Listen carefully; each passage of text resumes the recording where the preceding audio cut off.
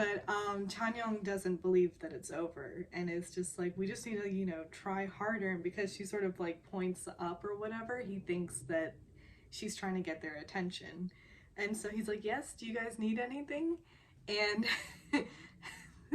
she's just sort of silent, and Chanyeong, or Juhi just says, yeah, a bottle of liquor, please.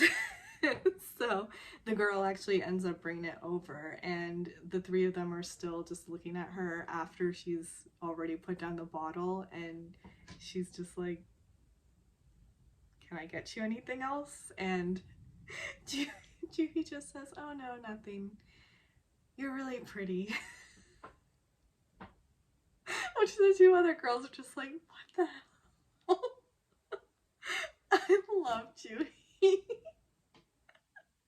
I find her so cute. So yeah, she's just utterly defeated at this point and is like, that's it.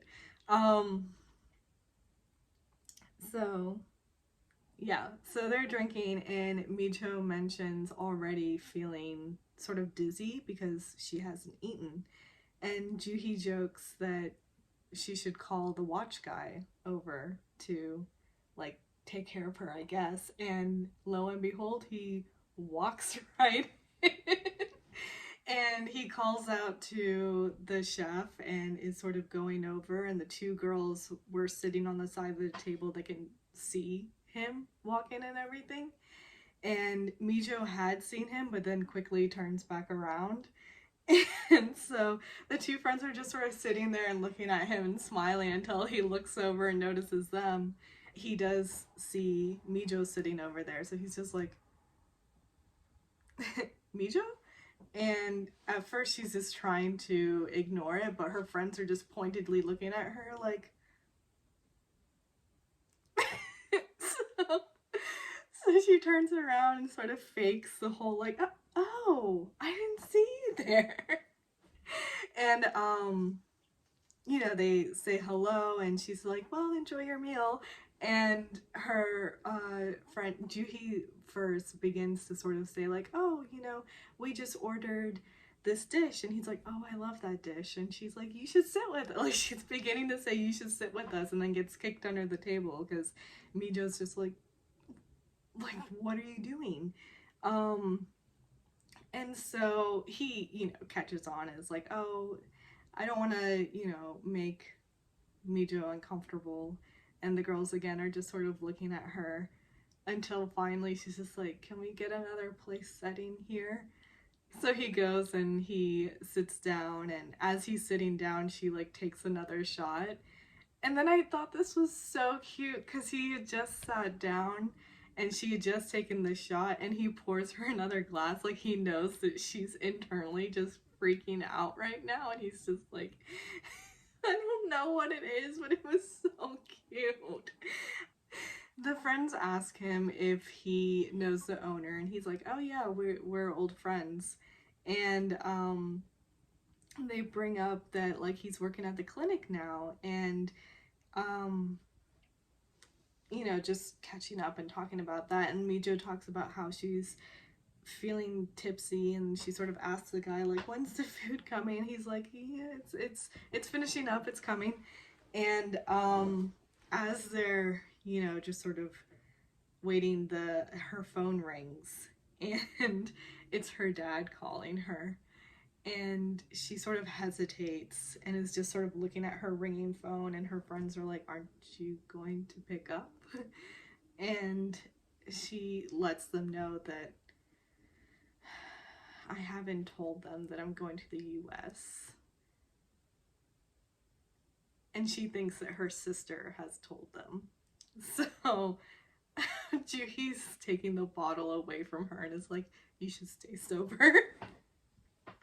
And so anyway, she finally takes the call, and she's like trying to be cheerful and stuff like that, and she's like, Dad, my loving father. And anyway, it's a one-sided conversation. You just hear her end, but it's sort of quickly going to, yes, I know, I understand, I just sat down to eat.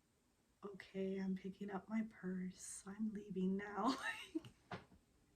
She's just she's in trouble and she knows it. So she closes the call and takes another shot. Oh yeah, Chanyeong asks if she should call a cab for her, but Sonyu tells her that, oh, I'll drop you off. And the girls immediately are telling him landmarks of where her parents' house is, and Juhee's like, I can text you the address. And Mijo quickly is like, like, no. And she just tells him like, oh no, thank you, I'll see you at work tomorrow, and just gets up to leave. And as she's walking away, he glances down and sees that she's left her phone on the table. So I guess classic Mijo fashion, she's always leaving something behind. And so he picks it up and he's like, I'll treat you guys next time. And it's walking away. And the girls are so cute because as he's doing that, Chan Young is like, oh my goodness, which would totally be me. And Jiho also is just like, oh, so cute. So they're both like talking about it as he's leaving that Mijo really shouldn't go to the US. And Juhi is just saying, yeah, why would she go there and waste this opportunity to have fun here? So anyway, they're so cute. They're all so cute. So Sonyu is driving Mijo, and she's sort of like trying to blink, and he, anyway, he can tell that she is tipsy, and he pulls out from his like middle compartment. He has some sort of snack. I'm guessing it's like a moon pie or something, and he opens it for her and hands it to her and is like, you haven't eaten since your checkup, which means that she hasn't eaten all day, because I'm assuming the checkup was in the morning, right? Because they're fasting throughout the night for this. So sometime in the first half of the day was their checkup. She literally didn't eat all day. Oh my goodness. So anyway, he asks her if her father is strict, and she's like, not really. And he's like, oh, so then are you obedient? But that doesn't really track with what your sister said. And she's like, my sister said something about me. But what I liked about this conversation is that they were just so comfortable in it.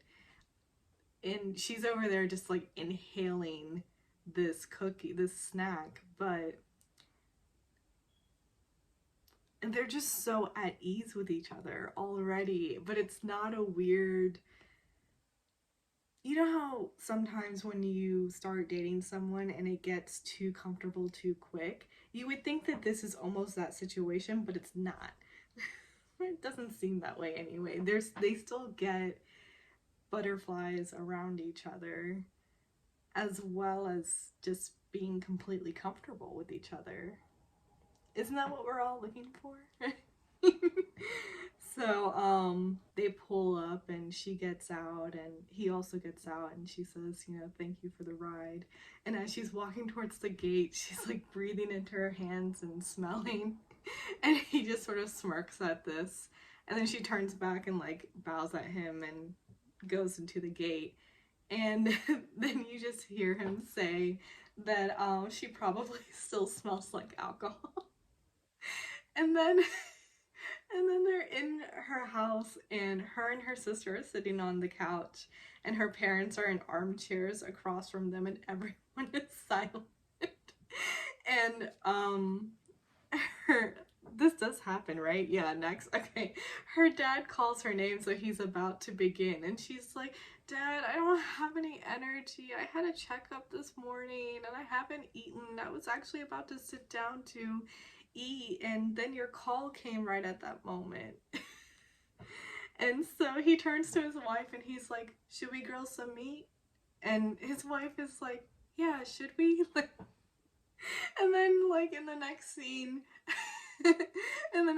Micho has like all the, you know, the bowls, the rice, all the side dishes and everything, and the sort of table grill is over there. There's a few pieces of meat still, and anyway, she's just finishing up this meal, but her parents and her sister are sitting also at the table, and they have nothing in front of them, except maybe tea mugs probably.